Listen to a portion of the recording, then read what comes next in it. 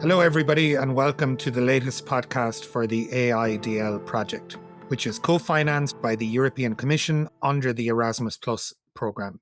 The AIDL project, or to give it its full title, Data Literacy in the Age of AI for Education, completed an extensive diagnostic work package in January 2026, and today I'm joined by an old friend, Dr. Harvey Mellar, to discuss two elements of that work package. One was the ministry survey, and the other was a diagnostic report on teachers' use of generative AI, and it also touched on data literacy. So, Harvey, delighted to have this chance to chat with you on the podcast.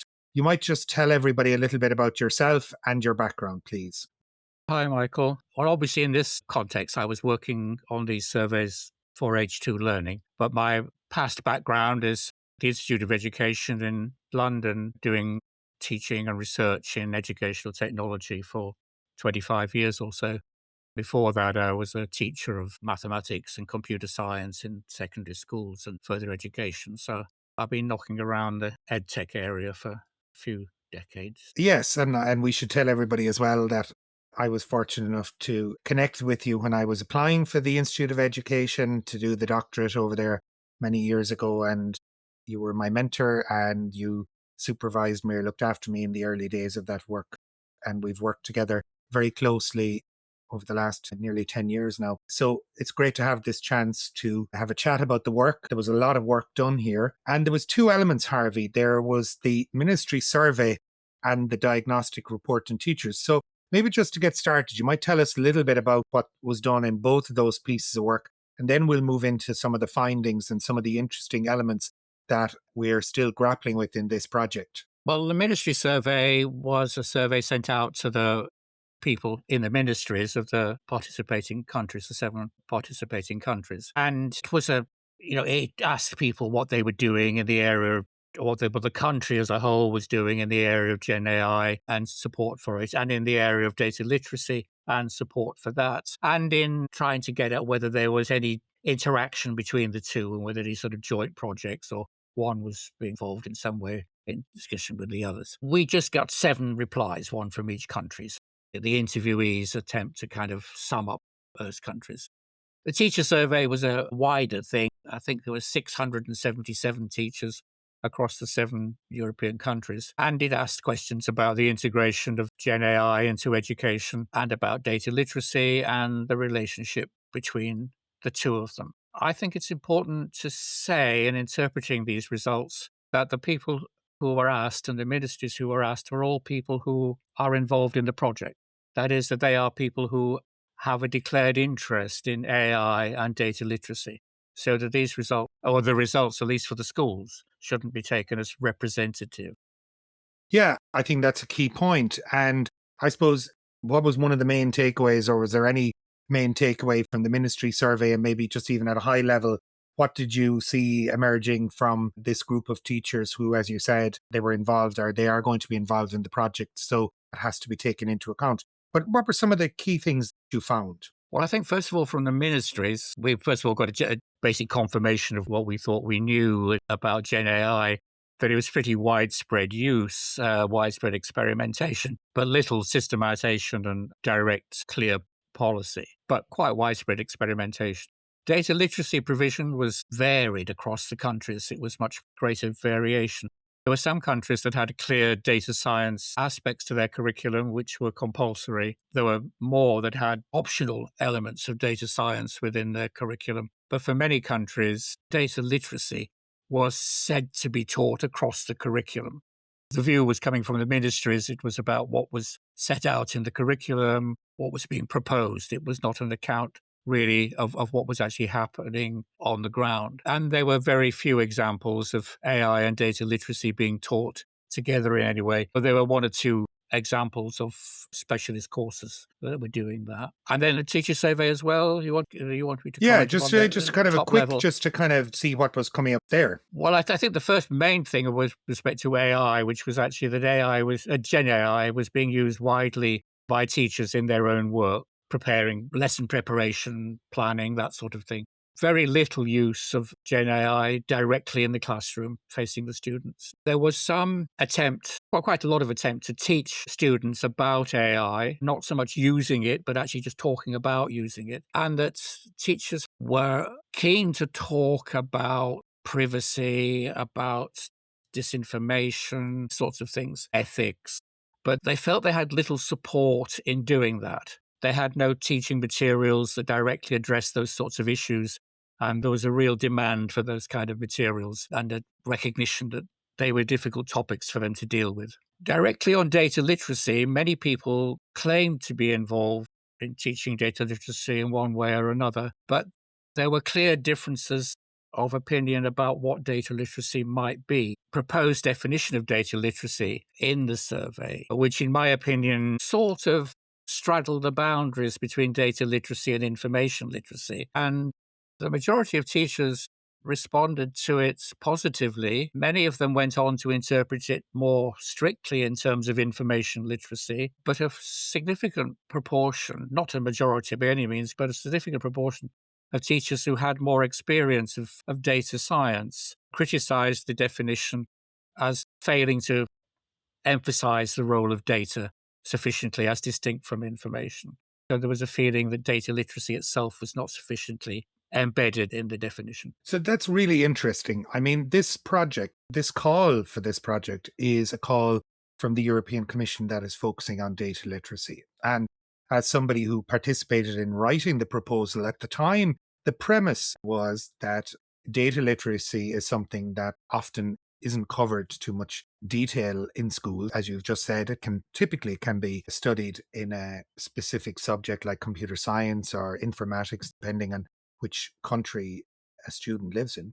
And you've already spoken there about two types of literacies, data literacy and information literacy. And I think it'd be good you mentioned that in the survey, depending on the perspective of the respondent, they answered the question on the definition of data literacy quite differently. Could you tell our listeners what is the difference between data literacy and information literacy and how they come together in the context of using generative AI, which is what this project is about? We've made the presumption that the gateway into discussions on data literacy is through the use of generative AI with students in classroom teaching.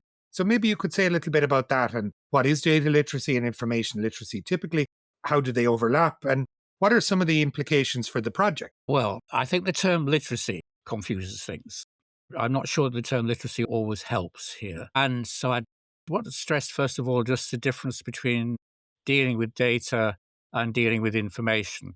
I mean, data is the raw material, the unprocessed, context-free, so to speak. I mean, they can never be really context-free, observations, etc. And information is the meaning that people create by interpreting data. And looking at it the other way around, data is sometimes what is produced by encoding information. So the two are very closely related. But when you're asking about literacies, perhaps, when you're asking about kind of how do we critique these various uses, then we're probably asking slightly different questions in these two, which is why I think some of the respondents said that the definition did not actually look at those issues that might be particularly related to data, which are about the ways in which quantification is done and the way in which the logic of the evidence is examined, but examined rather the information levels, which are about sense making, credibility, and those sort of things. So we wouldn't in this project wish to,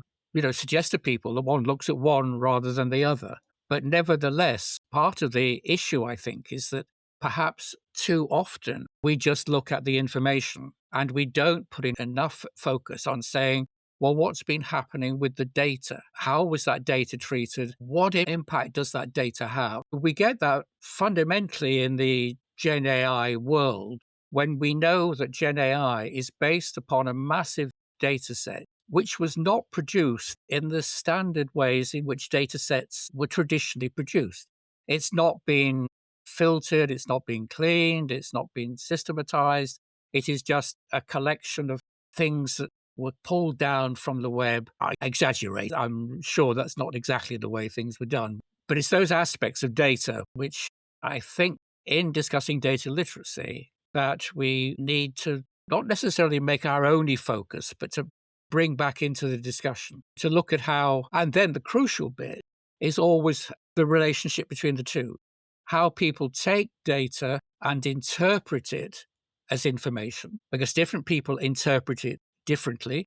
They process the data differently to get different kinds of key indicators out of them and create different information. People take information and code it differently and get different data structures, different data in the databases. And those backwards and forwards processes are precisely the areas where perhaps I think literacy might be the right term to ask about how are those processes done and what could go wrong and how might they best be done. Probably went a bit farther than your question was. No, I think this is great. So what I'm hearing in layperson's language is that you really can't have one without the other. And again, going back to the other podcast with Jyotsna, this idea of just having one without the other. I mean, they're distinct, but they're very closely related. Would that be fair to say? Data literacy Yes, and I think information literacy. that not only are they closely related, but I think for the purposes of people using Gen AI or living in an intensive society as we do, we always want to discuss both. But what's important, I think, is what I think can be a danger sometimes, is actually confusing the two and thinking that they're the same thing. Because what that tends to end up doing is actually just discussing one rather than the other, when I think it's important to actually keep your eye on both, and particularly the interpretation of data to produce information. And just before we finish and move on to another key part of all of this discussion, which is how we think about it and this term critical thinking. But maybe just before we even go to that, Harvey, because we will have teachers listening to this podcast as well, and maybe even some parents as well. So, could you give me a very simple example of the difference between data and information? One simple example that I've often used is marks in teaching. I mean, when students answer a test, then they write down answers or type them into a machine, put ticks in boxes or whatever. Those answers are then data that is looked at by a teacher who then looks at those, tries to interpret what was actually meant, and comes out with a score and an interpretation saying, Michael did well on this test or Michael failed this test. And that's information. The data was the ticks and the answers and so on. But now that information, the teacher's got that information. And now we know, there's no use the teacher having that information on their own. It's got to be made available to the school generally. So that information will be entered perhaps into a management information system in the school. And the teacher will take that judgment that they've made and then put it in some way into that management information system. They might be, giving a grade of good, very good. It might be giving an ABC score. It might just be putting in 67%.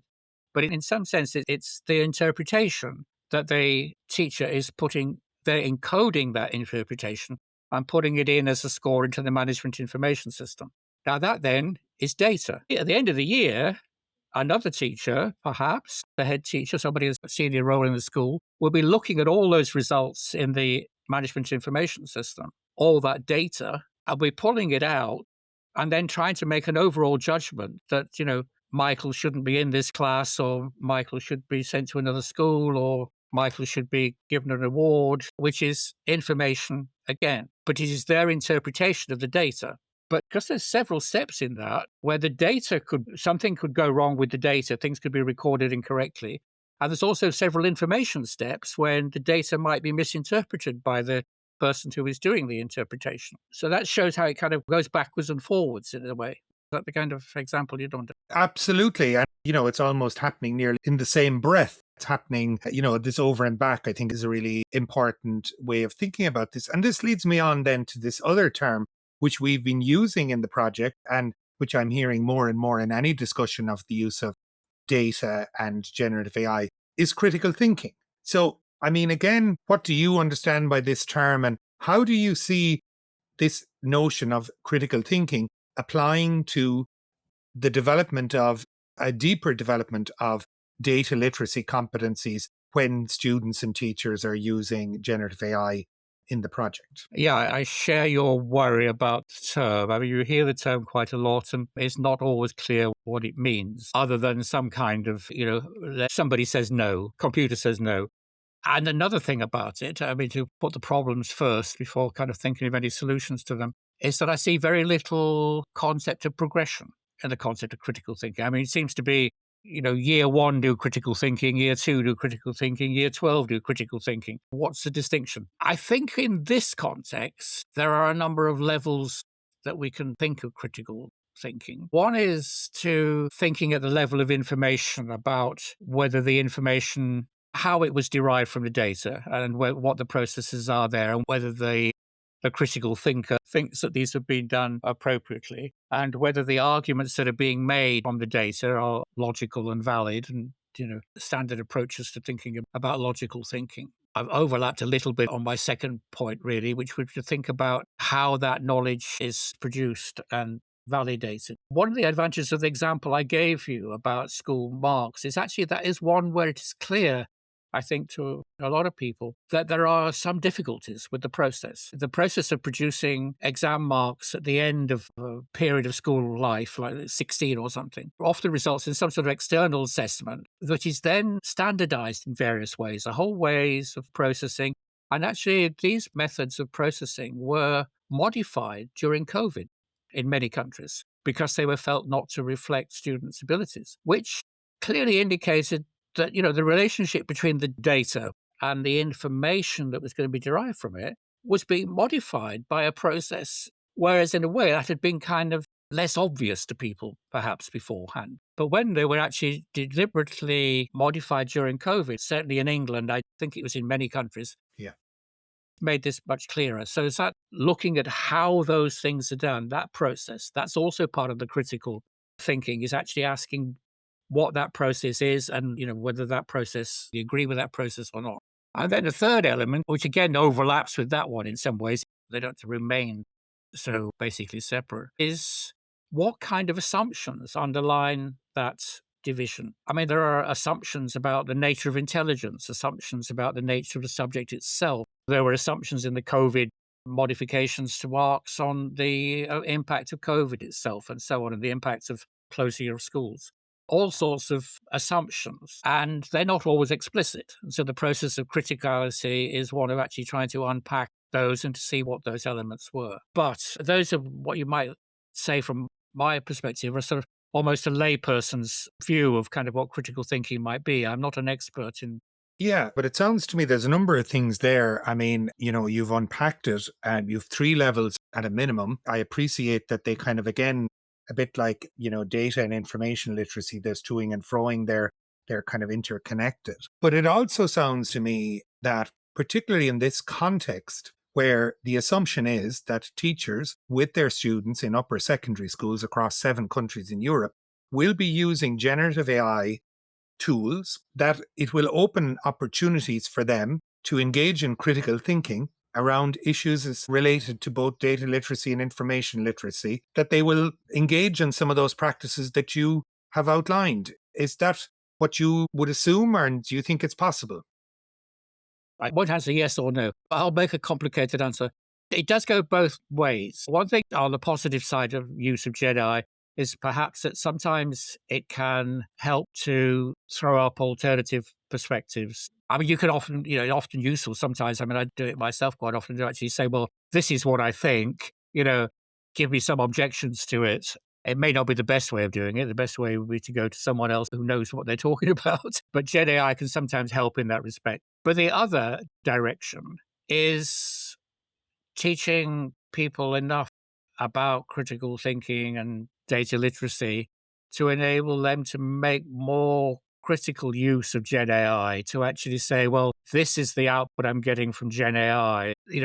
What do I know about the data that lies behind this? What do I know about the processes by which the GenAI generates its responses, etc., to enable me to contextualize the response? Because in a sense, the response from GenAI can be regarded, as sort of, the output being splurged by this LMM at you is for you to look at as data and to try and interpret it, not to take what it says but to try and interpret that and say, well, where does that come from? And how's that generated? And the use of data literacy can help in that understanding of Gen AI better. Yeah, and I think that's what we are really trying to do here. But I think, and obviously the work package 3, which we will discuss in forthcoming podcasts, is trying to equip teachers with the foundational knowledge so that they can help their students to engage in these kinds of discussions and not to accept, I suppose with blind faith, what these technologies are producing. And I suppose it's also from a democratic point of view, which is part of this project, is that they would engage in discussion and with their peers in the classroom, but also with their teachers on these tools and how they're being used, and particularly what they are generating. And ultimately, they are developing their own data literacy and information literacy at the same time. Would you see that? I think the answer to that is much shorter. I think probably yes. I'm not I sure mean, I have much to add I to have that. to agree with you, though. I mean, I do think, and I'm pushing you here for duality, is either yes or no. But I do agree, and I appreciate that in this whole space, we're going to be dealing with a lot of gray here. So I appreciate for you to say a definitive yes is not easy, Harvey. Go on.